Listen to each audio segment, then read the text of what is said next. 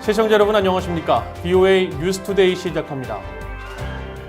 경제정책 실패를 자인한 북한이 전력 생산과 전기 절약을 최근 더욱 강조하고 있습니다. 하지만 북한의 열악한 전력 사정은 좀처럼 개선되지 않고 있는데 전문가들은 해외 투자와 기술 협력을 통한 대대적인 개선이 필요하지만 북한은 자립 노선만을 고수하고 있다고 지적했습니다. 첫 소식 김영권 기자가 보도합니다.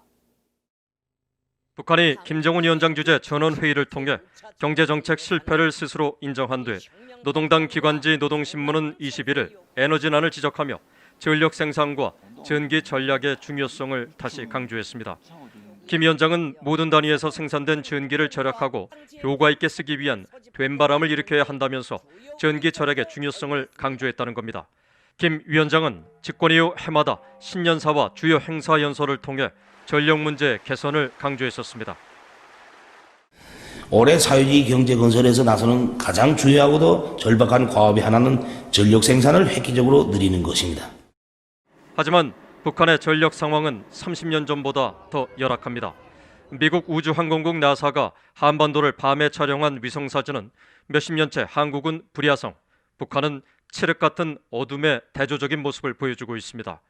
한국통계청 자료를 보면 북한의 발전 전력량은 2018년 기준 249억 킬로와트시로 1990년에 기록한 277억 킬로와트시를 훨씬 밑돌았고 5,706억 킬로와트시를 기록한 한국과는 23배 이상의 격차를 보였습니다.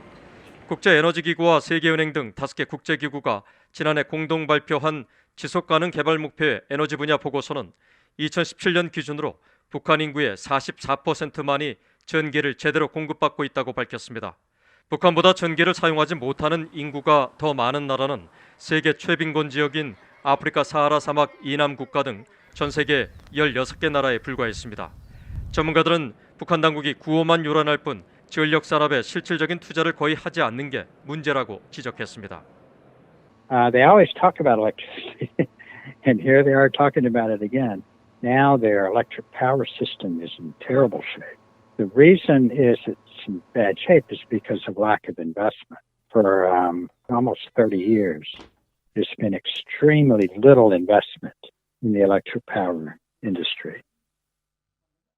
북한 전력 수급의 60%를 담당하는 수력 발전은 가뭄과 겨울철 갈수기 등에 따라 전력 생산이 불안정한데도 김정은 정권은 오히려 중수소력 발전소를 확대하고 있습니다. 워싱턴의 북한 전문 사이트인 38롤스는 지난해 보고서에서 이런 문제들을 지적하며 만성적인 기술적 결함과 기후 환경으로 수력 발전소들의 터빈이 제대로 돌아가지 않는다며 북한 당국이 추진했던 희천 발전소 역시 실패작으로 드러났다고 지적한 바 있습니다. 한국에너지경제연구원은 북한 내 수력 발전 설비의 3분의 2가 40년 이상, 화력 발전 설비의 83%는 1960, 70년대 옛 소련 등 동유럽 공산국가들의 지원으로 건설돼 노후화가 심각하다고 지적한 바 있습니다. 게다가 송 배전망이 매우 낡아 전압이 불안정하고 고장도 잦아 발전소에서 전력을 생산해도 공장이나 병원 시설 등에 제대로 공급하기가 어렵다고 전문가들은 분석했습니다. 전문가들은 결국 대외 관계 개선을 통한 대대적인 외부 투자 유치와 기술 도입이 중요하지만 북한 정권은 오히려 정면 돌파전을 외치며 자립 노선을 더 강조해 거꾸로 가고 있다고 지적했습니다. BOA 뉴스 김영권입니다. 북한에 2년 넘게 억류됐다가 풀려났던 한국계 미국인 케네스 배시가 북한을 상대로 미국 법원에 민사소송을 제기했습니다. 정신적, 신체적 고통은 물론 경제적으로도 피해를 입었다며 북한 당국이 금전적 배상을 해야 한다고 했는데 원비어 가족 등의 경우처럼 수억 달러의 배상 판결이 나올지 주목됩니다. 함지하 기자가 보도합니다. 선교단체를 이끌고 있는 케네스 배시가 지난 17일 미국 워싱턴 DC 연방법원에 소장을 제출하고 북한 억류 2년 동안 겪었던 고의적인 정신적 고통과 경제적 피해에 대해 북한 당국이 배상 책임이 있다고 주장했습니다. 이번 소송은 배시와 그의 부인, 여동생, 또 두 자녀가 원고로 이름을 올렸고 피소 대상에는 북한 정권과 함께 리선권 외무상이 북한 정권을 대표하는 인물로 등재됐습니다. 케네스 배시는 지난 2012년 북한에서 종교 활동을 통한 정권 전복 혐의로 체포된 뒤 이듬해 노동교화형 15년형을 선고받았는데 이후 2014년 11월 석방돼 현재 한국에서 북한을 상대로 한 선교단체를 이끌고 있습니다. 소장에 따르면 배 씨는 북한 당국에 의한 체포 직후 난방이 없는 방에 갇힌 상태로 조사를 받았으며 당시 극소량의 식사를 제공받으면서 하루 2-3시간만 잠을 잤고 하루 종일 서 있는 상태에서 엄격한 신문을 받거나 몇 시간 동안 무릎을 꿇는 등 고통을 받은 것으로 돼 있습니다. 또 배 씨는 이 기간 북한 당국자들이 배 씨의 목을 베어 땅에 묻겠다는 등의 협박을 해 북한 정권을 전복시키려고 한다는 허위 자백 문서에 서명을 할 수밖에 없었다고 밝혔습니다. 이어 15년 교화형을 선고받은 후 교화소에서 일주일에 6일 매일 10시간씩 돌을 옮기고 삽으로 구멍을 파며 석탄을 깨는 등 극심한 중노동에 동원됐다고 당시 상황을 설명했습니다. 제가 그곳에 735일, 2년하고 5일 동안 억류되어 있었고요. 교화소 생활과 병원 생활들 오가면서 사실은 쉽지 않은 시간들이었던 것만은 사실입니다. 돌아와서 회복하는 여정들을 좀 겪으면서 그곳에 남겨진 사람들, 다시는 2,500만의 북한 주민들은 70년 동안 그렇게 살고 계시기 때문에 그분들에 대한 그런 마음, 그런 생각들이 많아졌었고요. 배 씨는 이번 소송이 테러 지원국을 소송할 수 있도록 한 미국의 외국 주권 면제법의 조항을 근거로 한다는 점을 명시해 북한 당국이 이번 소송에 응하지 않을 경우 피고의 변론 없이 최종 결론에 이르는 궐석 판결이 내려질 수 있습니다. 앞서 북한 당국은 북한에 억류됐다 송환된 뒤 숨진 미국인 대학생 오토 원비어의 가족들이 제기한 소송 등에 아무런 대응을 하지 않으면서 이후 약 5억 달러의 배상 판결을 받은 바 있습니다. 배 씨의 변호인은 20일 이번 소장에 대한 소환장을 미국 법원으로부터 발부받았습니다. 북한의 리선권 외무상을 수신인으로 한 이 소환장에는 앞으로 60일 내 원고의 주장에 대해 응답을 하지 않을 경우 궐석 판결이 내려질 수 있다는 내용이 담겼습니다. BOE 뉴스 함지아입니다. 미국의 민간 연구단체인 랜드 연구소는 보고서를 통해 북한은 체제의 존립이 위태롭다고 느끼지 않는 한 경제 개방을 하지 않을 것이며 미국 주도의 제재가 생존을 위태롭게 한다는 상황을 직시할 경우 제재 정책의 효과가 나타날 가능성이 높다고 분석했습니다.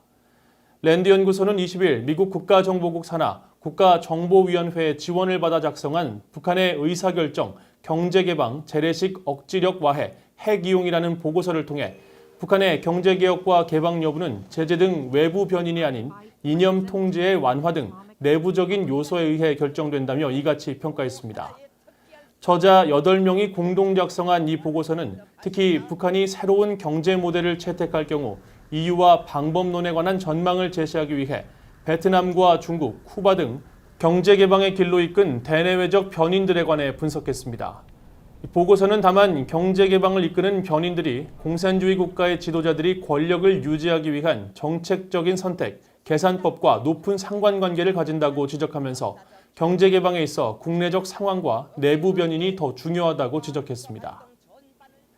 북한의 국경 봉쇄 조치가 장기화함에 따라 보다 과학적인 근거를 기반으로 한 신종 코로나 방역 조치가 필요하다는 지적이 나오고 있는 가운데 상황이 더 악화되면 북한은 지원 요청을 할 것이라고 전 세계보건기구 평양사무소장이 전망했습니다.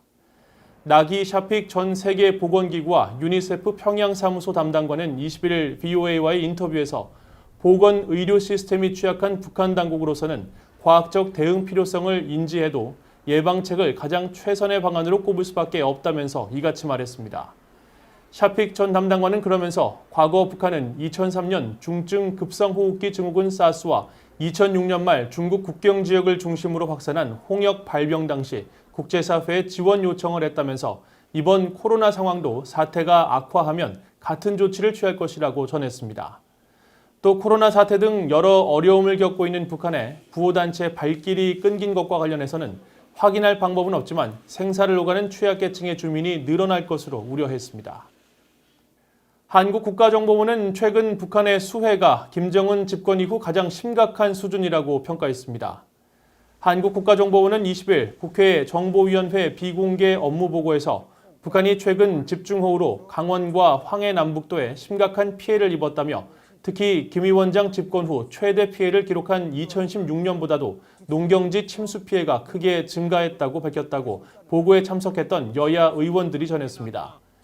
북한은 앞서 지난 13일 김정은 국무위원장 주재로 제7기 16차 노동당 정치국 회의를 열고 이번 홍수로 39,296정보, 약 390제곱킬로미터의 농경지가 피해를 입고 주택 16,680여 세대, 공공건물 630여 동이 파괴 또는 침수됐다고 공개했습니다.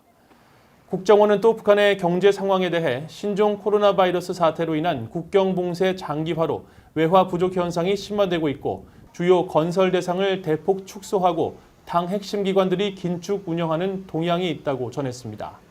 이어 국경 통제로 생필품 가격이 급등하다가 긴급 대응으로 진정 국면으로 가고 있지만 이대로 간다면 올해 마이너스 경제 성장률을 기록할 것이라고 예상했습니다. 이상으로 VOA 뉴스투데이를 마칩니다. 시청해주신 여러분 고맙습니다.